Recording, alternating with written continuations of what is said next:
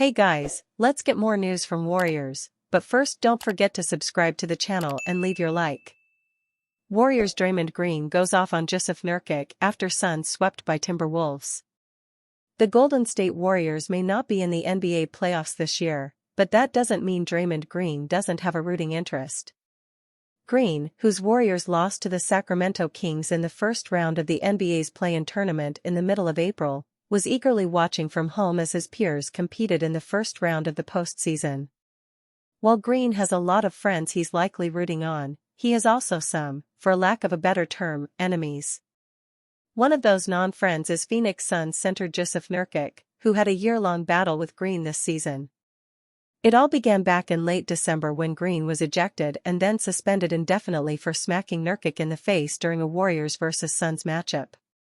Here's what Nurkic had to say to reporters after the game: "What's going on with him? I don't know. Personally, I feel like that brother needs help. I'm glad he didn't try to choke me. At the same time, it ain't nothing to do with basketball." Green ended up being suspended for 12 games and was back on the court again for the team's next matchup in February. Green and Nurkic had another altercation, and this time around, Nurkic was done giving Green any sympathy. "It's sad," Nurkic said to reporters after the game. "He didn't learn anything. It's just a matter of time. He's going to knock somebody else again. I take everything back, what I said. He doesn't deserve a chance. What in that game that happened with me would make you say something like that, other than getting embarrassed because you're just not good enough? I don't know. I thought it was really whack to go questioning my character because I destroyed you on the basketball court." While the two teams didn't meet again during the season, there was plenty of room for more drama. Following the Warriors' loss to the Kings and elimination from the postseason, Nurkic was especially active on social media. He made 2 posts on his X account, one with laughing emojis, and another with a GIF that read, "That's all folks." Flash forward 2 weeks, and the Suns are now also out of the playoffs following a sweep at the hands of the Minnesota Timberwolves. It didn't take long for Green to react on his The Draymond Green Show. "Unfortunately, that is all folks," Green said following the end of the Suns season. "That is all." Then he went in on Nurkic. "The big softy wanted to tweet after we lost, wanted to post pictures. That tweet spoiled so fast like that is spoiled milk," Green said. "And yeah, that is all folks." He continued, "You got to be really careful when you're not that successful and you try to take jabs at people. Because when you really don't have control of your own success, when you don't play a large enough role in your team's success, when you can't really affect the outcome of the game, like you can go have 20 rebounds and lose a game, when you really don't affect the outcome of the game, it's really tough to take jabs at people. Because you got to jab and then you can't affect what your end result is. So yeah, big softy bowed out," Green added. Green referred to Nurkic as Big Softy numerous times throughout the rant and alluded to the fact that he couldn't really make a big impact on their success. Nurkic had a relatively quiet series, averaging 7.8 points and 8.3 rebounds per game while shooting 50% from the field. His Suns were manhandled by the number 3 seeded Timberwolves, who won the first 3 games by double figures before finishing the Suns off in 4 in Phoenix with a 6-point win. Nurkic was far from the problem for the Suns, but their early exit was definitely music to the ears of Green. The Warriors may not have made the playoffs this year, but at the end of the day, they got the same amount of postseason wins as the Suns this season. Steph Curry breaks silence on Warriors' future. With the Golden State Warriors missing the playoffs, there are questions that need to be answered about what direction the organization plans to go next season. During an appearance on TNT's Inside the NBA after being named the 2024 Clutch Player of the Year, Warriors star Steph Curry reflected on this disappointing season and spoke on Golden State's future. "The sad part was just missing 3 wins to get out of the play-in and have yourself in a playoff series," Curry said. "Even a game like in Sacramento in the play-in tournament we had, if it's the playoffs, you're like, okay, we're down 1 and can game plan to try to get back into the series. Obviously early in the year we had a lot of missteps and some absences, but you do realize we're not that far off. To stay at this level, at this peak for so long, there's going to be some tweaks. On those tweaks, Curry added, when you lose, you have to look yourself in the mirror and say, what can we do to get better? What holes can we fill? And thankfully we have some time to figure that out. So lot of conversations with upstairs, with Coach Kerr to try to figure out how to get back to the level we expect. I didn't answer anything specific about what we need, but we're going to figure that out over this summer. The Golden State Warriors season is over. However, Steph Curry will get another shot at glory during the summer. He is traveling to Paris as part of Team USA to compete in the 2024 Olympics. Curry hasn't played on an Olympic team during his career, meaning this will be a new opportunity for him to embrace. When speaking on TNT's Inside the NBA after he was announced as the 2024 Clutch Player of the Year winner, Curry discussed his excitement at representing Team USA in his first Olympics. He noted how strong this year's team is. I'm beyond excited, Curry said. I played in 2 World Cup teams, I've had that international experience. But in 2016 and 2021, I missed it. So, I'm excited about this opportunity. Obviously, we have an amazing team.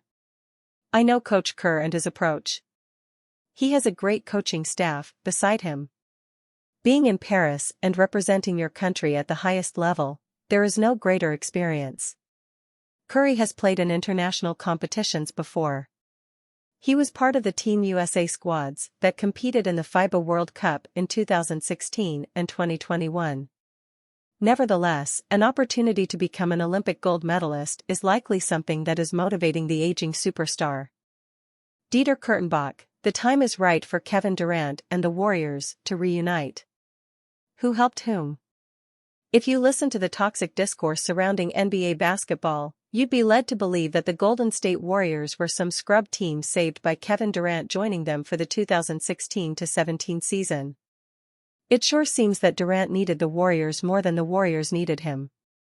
On Sunday night, Durant's latest team, the Suns, were swept off their home floor by the upstart Timberwolves, who won their first playoff series in 20 years.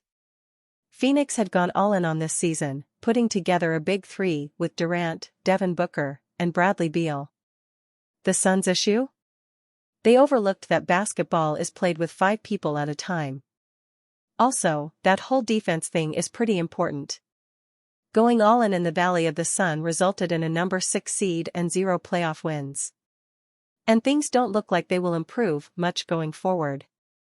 With a massive tax bill and having mortgaged all their draft picks for the next 6 years, the Suns like the Warriors find themselves in basketball purgatory. Yes, big questions are being asked in Phoenix, and big changes might be coming this offseason. Golden State just had a 2-week head start on the same process. At least the Warriors have won not just a playoff series, but a title since Durant's exit from the Bay. For those keeping count, the Warriors have 5 playoff series wins to Durant's 2 since the 2021 season. The time is right for Durant to return to the Warriors. It's a shame it won't happen. To start, I don't think Durant, who bailed on Brooklyn 15 months ago, will be traded again this offseason. I expect the Suns to keep digging the hole they're in. Best of luck with that. Even if that prediction is wrong, I can assure you he won't become a Warrior again. There's no world where Jonathan Kuminga, Andrew Wiggins, and all the draft picks in the world land you Durant, even as he goes into an age 36 season.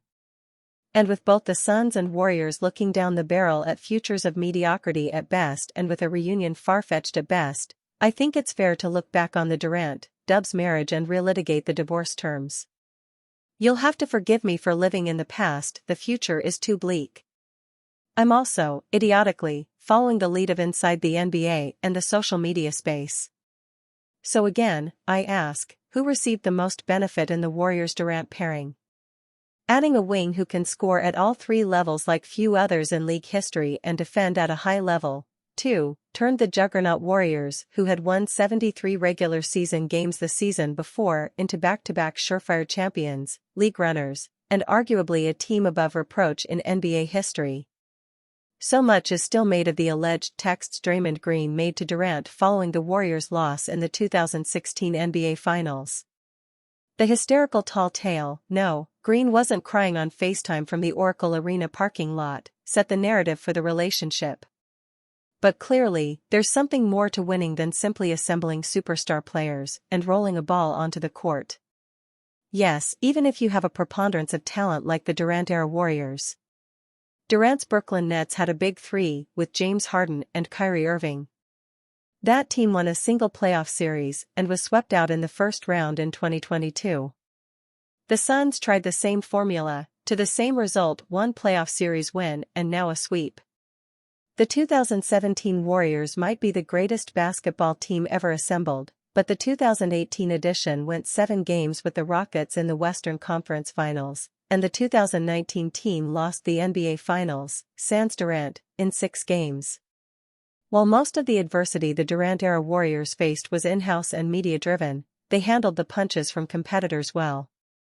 Those teams had more grit and scrap than they'll ever receive credit for. Did Durant bring that grit to the Warriors, or did the Warriors give it to Durant? The answer seems pretty obvious today. In an ideal world, the two parties, who need each other now more than ever, would find a way to get back together and take one last swing at greatness. It's clear now that Durant needed what the Warriors provided: their institutional leadership and on-court systems, the Steph Curry of it all, and there's no question that these days, the Warriors desperately need a game-changing wing like Durant.